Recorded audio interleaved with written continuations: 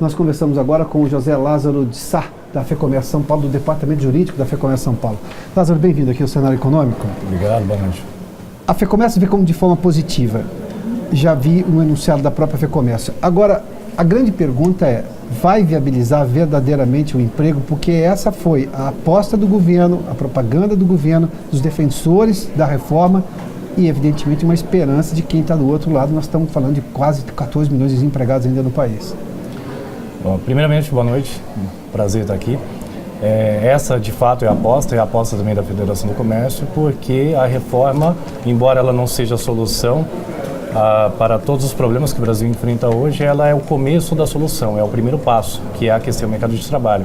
Hoje nós temos vários indicadores que demonstram a premência, né, de uma reforma, de uma nova programação trabalhista, em decorrência dos 14 milhões de desempregados, 40 milhões na informalidade, 3 milhões de processos por ano, os dados do último na ano, Justiça de Trabalhista. 2016, 3 milhões de processos, ou seja, pouca demanda e muita litigiosidade, vários sinais que acabam inibindo o investimento, inibindo, inclusive, o risco de se assumir um contrato de trabalho. Outro indicador que tem sido propagado na mídia refere-se ao ranking do e-business, né?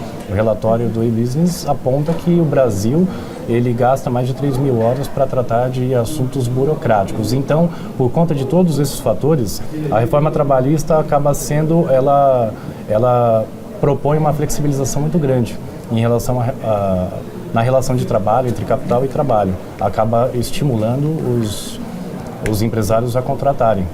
E empresários de grande, de pequeno, de médio e de pequeno porte, eu estou falando também do pequeno empreendedor, isso facilita a contratação? Facilita, porque hoje, infelizmente, no Brasil, as relações são pautadas pela desconfiança. E talvez o sinal mais positivo dessa aprovação da reforma, que deve ser sancionada ainda nessa semana, é o restabelecimento da presunção de boa-fé. Porque no momento da celebração de um contrato de trabalho, você não tem certeza de nada após isso. Você mobiliza o seu jurídico para costurar um contrato, para estabelecer as regras do jogo, seja você como microempresário, microempreendedor, que também podem contratar, ou empresas de maior estrutura, e você não sabe se você será acionado na justiça, ainda que você cumpra com todas as obrigações que vigoram hoje. Isso por causa, digamos, de boa parte movida por má fé, inclusive. Eu tenho uma série de reclamações trabalhistas que está havendo uma certa modernização da justiça trabalhista, que antes normalmente o empregado ganhava todas, porque sempre se imaginava a parte mais fraca, e agora há uma mudança no conceito.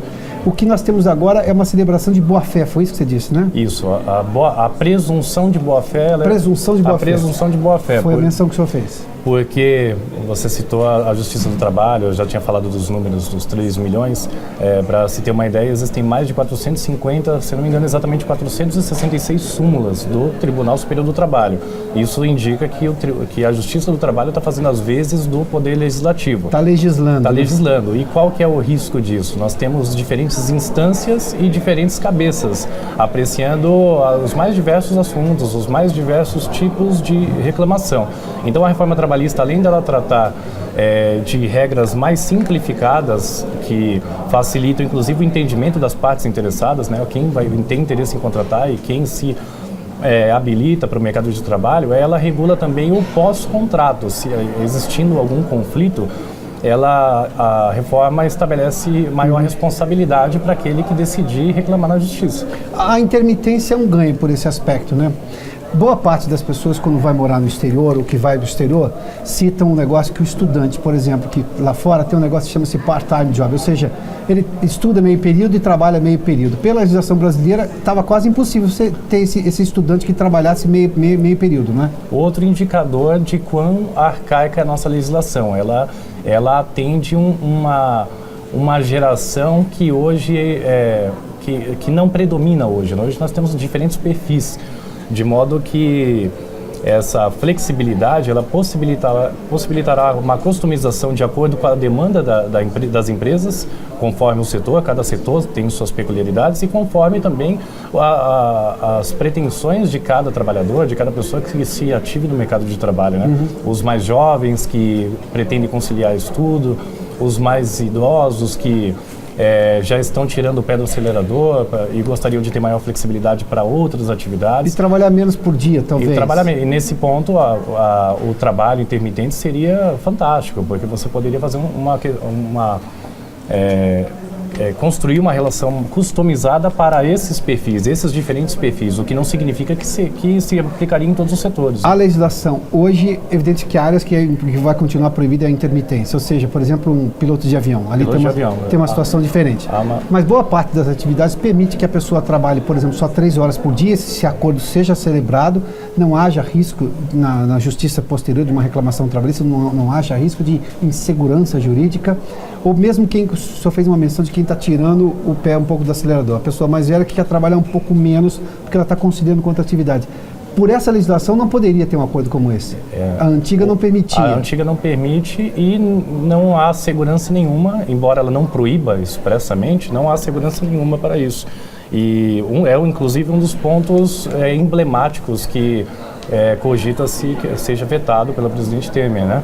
A questão do trabalho intermitente. Mas o trabalho intermitente seria um avanço para a legislação trabalhista do Brasil, porque ele traz algumas garantias para o trabalhador, como, por exemplo, a percepção de salário compatível com a atividade similar àquela, ao trabalhador em jornada integral. Então, o valor de hora de trabalho é o mesmo, né? O valor é o mesmo.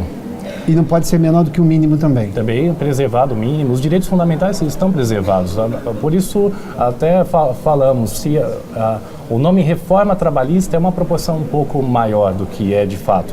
Porque essa reforma, ela mexe com questões fundamentais, que facilitam a desburocratização, aumentam a confiança, mas preserva os direitos fundamentais.